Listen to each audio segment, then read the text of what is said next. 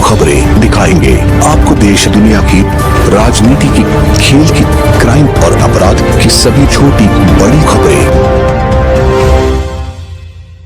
एक तो नया साल आने वाला है, उसके स्वागत में और नए साल के विदाई के उसमें जो है सबके मंगलमय भविष्य की कामना। हम सब अपने अपने क्षेत्र में आगे बढ़ें, अपने मिशन में आगे बढ़ें। इसी चीज़ के साथ ये करना चाहते कि आज भारतीय जनता पार्टी की सरकार जो प्रदेश और केंद्र में है, एक एक उनके कार्य और व्यवहार से उन्होंने स्वयं सिद्ध कर दिया है कि ये सरकार गरीब विरोधी है, किसान विरोधी है, दलित विरोधी है और पूंजीपति समर्थक ये सरकार है। आज जिस तरह से हमारे भारत का किसान साल भर हो गया अपनी समस्याओं के लिए जो काले कानून लाई सरकार ने उसके खिलाफ एक साल से अनवरत आंदोलन कर रहे हैं, आज भी आंदोलन कर रहे हैं।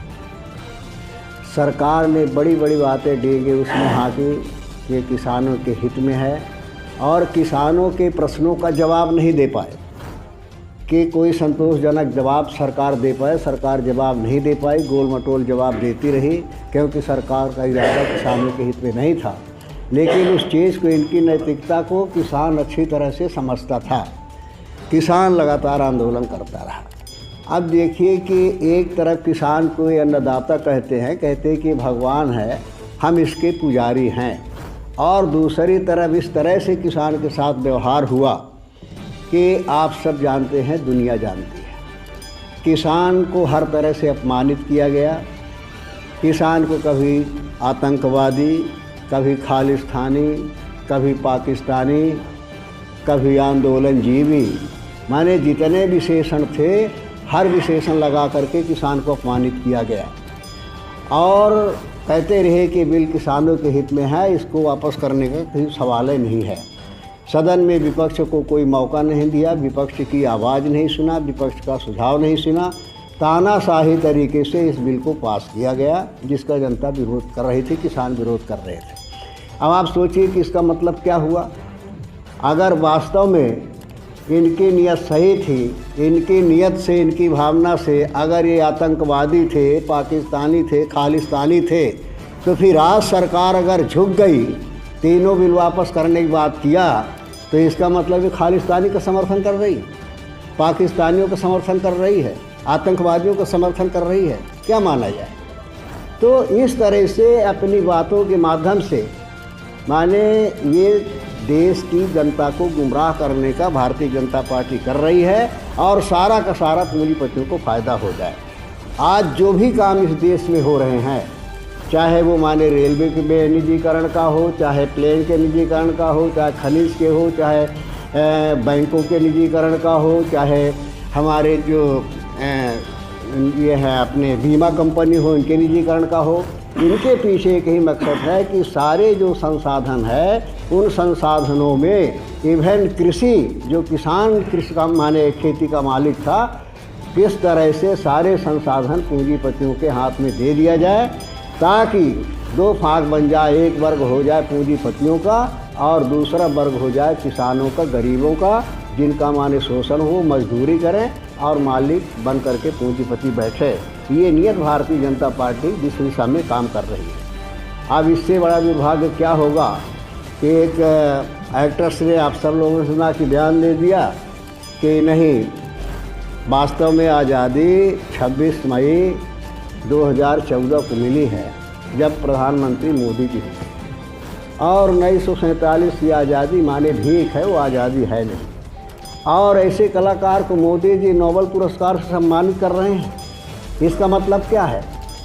उसका जो है आप सम्मान कर रहे हैं, इसका मतलब आप चाहते हैं कि जो हमारे त्याग और बलिदान का इतिहास है, जिन हमारे किसानों ने, गरीबों ने, वनवासियों ने जिस आज़ादी के लिए कुर्बानी दिया, सीने पर गोलियां खाई, फांसी के तख्ते पर लटक गए, लाखों लोगों की कुर्बानियां हुई और उस कुर्बानी के बाद जो देश आज़ाद हुआ और आज़ाद भारत में जो हमारी एक व्यवस्था मिला, हमें संविधान मिला और हमें जो गरीब से गरीब है उसका हक अधिकार पाने का उसको अवसर मिला, उसके स्वाभिमान और सम्मान की रक्षा का वादा हुआ, जिस दिशा में सरकारी काम की गई वो आज़ादी नहीं थी, भीख थी। तो मोदी जी अब दोनों तरफ आप सिद्ध कर रहे हो।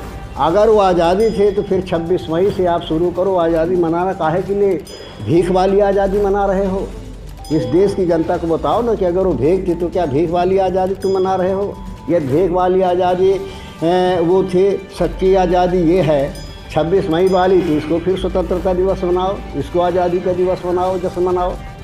तो इस तरह से टोटल भारतीय जनता पार्टी के है कि किस तरह से इस देश का माहौल बने कि इस देश का गरीब जो संविधान को समझने लगा है, अपना हक अधिकार समझने लगा है और अपना स्वाभिमान और सम्मान समझने लगा है, जिस माने हमारे पूर्वजों ने एक इतिहास बनाया कि जब ज़रूरत स्वाभिमान और सम्मान की आई तो उन्होंने रोटी को ठोकर मार दिया, स्वाभिमान और सम्मान को गले लगाया, क्योंकि स्वाभिमान और सम्मान ही इंसानियत होती है। तो उस इतिहास को मिटा करके ये जो है भारतीय जनता पार्टी गोडसे का इतिहास बनाना चाहती है, गोडसे के इतिहास पढ़ाना चाहती है।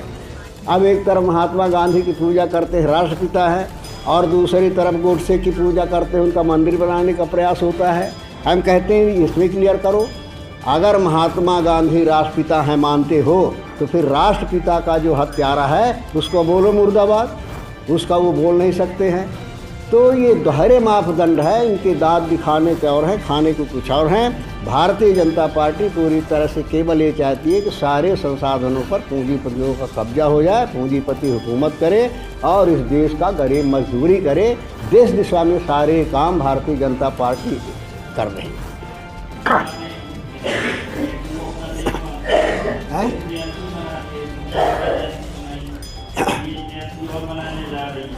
नहीं, वो मनाना हमारा चरित्र क्या है, हमारी सोच क्या है, हमारा इरादा क्या है। अगर हमारा इरादा सही है तो कोई भी योजना, कोई नीति माने सही हो सकती है, और सही नीति, अच्छा काम भी अगर हमारा इरादा सही नहीं है तो वो अच्छा परिणाम नहीं दे पाता है।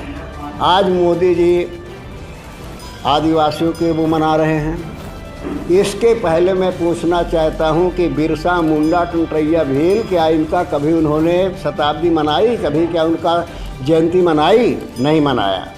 और जनता को गुमराह करने के लिए भी एक स्टेशन का नाम बदल दिया कि ये माने आदिवासी अंतिम रानी के नाम से कर दिया। क्या नाम है उसका भोपाल का? रानी कमलापति। अब ये सामान्य आदमी तो जानता नहीं रानी कमलापति कौन थी। वो आदिवासी थी, उसकी शादी कहाँ हुई? मुसलमान के साथ में हुई। अब वो मुसलमान है कि हिंदू है, प्योर हिंदू है कि प्योर मुसलमान है, ये मोदी से पूछिए। बाकी तो वहाँ समाज को बांटने के लिए हिंदू मुसलमान की बात करते हैं। मुसलमान से शादी किया और वो राजा थे। राजा का चरित्र जो होता है आप सब जानते हैं। राजा महाराजाओं ने ही जो है ज़्यादातर माने देश के साथ में क्या अच्छी तरह से जानते हैं, मैं उधर नहीं जाना चाहता, लेकिन वो इसका माने जो दोस्ती थी, एक मुसलमान ही जो नायक था उसको दोस्ती किया कि माने हमारे साथ में आक्रमण करना है, और जब उसका लव अफेयर सोने लगा तब फिर उसके बाद उसने जल समाधि ली। अब कौन सी आदिवासी, कौन से आदिवासी की इतिहास बनाना चाहते हो? तो ये तो केवल वोट के लिए शब्द ढूंढते हैं, नाम परिवर्तन करते हैं, इतिहास बदलते हैं। ये सब भारतीय जनता पार्टी का चरित्र है। नहीं चाहते समाज बताए कि क्या है, वही बता दें। फिर काहे के लिए मुसलमान की लड़कियों से इनके नेताओं के बच्चों की शादियां हुई हैं? तो एक तरफ माने जो है ये केवल जनता को गुमराह करने के लिए हिंदू मुसलमान की बात करते हैं कि किसी तरह से हिंदू यूनाइट हो जाए, लेकिन जब वो हिंदू मंदिर के अंदर जाता है तो अछूत हो जाता है, जब वो बड़े घर में जाता है तो अछूत हो जाता है, फिर हिंदू कहाँ रह जाता है? तो हिंदू तो माने सब उसमें चरित्र में होना चाहिए, आचरण में होना चाहिए। हिंदू और मुसलमान नाम लेने से नहीं होता है, लेकिन अब उनके पास कोई ऐसा वादा नहीं है जो भारतीय जनता पार्टी ने वादा किया हो और उसको पूरा किया हो। आज भारतीय जनता पार्टी में दम नहीं है कि जो हमने देश की जनता के सामने वादा किया है, उन वादों को लेकर के हम कई जनता के बीच में जाएं कि हमने ये पूरा किया है, हमें वोट चाहिए। ये भारतीय जनता पार्टी का चरित्र खत्म हो गया है। इस वजह से केवल लगी है कि किस तरह से समाज में एक डिगरा की भावना हो जाए, हिंदू मुसलमान की भावना हो जाए और उस आधार पर हमें वोट मिल जाए, केवल ये करने में लगी हुई। क्या वरिष्ठ नेता हैं, कैबिनेट मंत्री हैं, ठाकुर महिलाओं को अपनी भाषाओं का प्रयोग किए पिताऊलाल के में। ये तो जो है भारतीय जनता पार्टी के नेताओं को जो है पता नहीं क्या हो गया है, या तो माने वो घबराए हुए हैं, इतने भयभीत हैं और ये जानते हैं कि हमारे असली चेहरे को जो हमने इस देश की जनता के सामने कहा है, दिखाया है, वो देश की जनता समझ रही है। इस वजह से अंट शंट बातें कर रहे हैं, गैर संवैधानिक बातें कर रहे हैं, तो इनके भी चरित्र में समा गई है। वो तो सीखा कांग्रेस से ही ना, कांग्रेस में बहुत सालों तक वो रहे हैं, तो सीखा कांग्रेस से ही ना। नहीं तो कांग्रेस में सीखे, कांग्रेस में रहे तब तक क्या कोई कभी ऐसा बयान दिया? और जब विचार खत्म हो गए, दूसरा रंग चढ़ गया, तब ये बयान देने लगे। तो आप इसकी निंदा करते हैं उनके बयान हैं? उन्होंने जो बोला, उनके ही नहीं, सबके बयान की, जो हमारी सामाजिक समरसता को माने ख़त्म करने के बयान है, चाहे जो भी हो, सब उसकी निंदा करते हैं।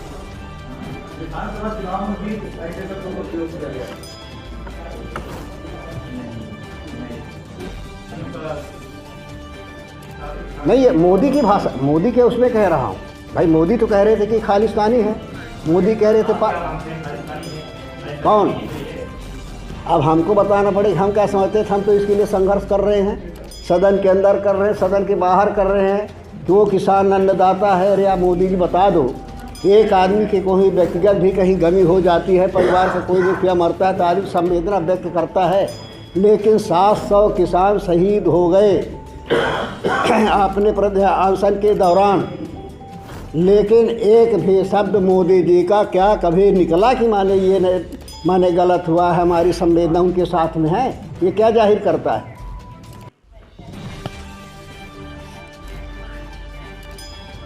कर रही है और माने गांव-गांव में यात्राओं के माध्यम से जनता को जागृत कर रहे हैं कि जनता जो सच्चाई है, जो हकीकत है, वो जनता, सबसे बड़ी ताकत प्रजातंत्र में जनता होती है।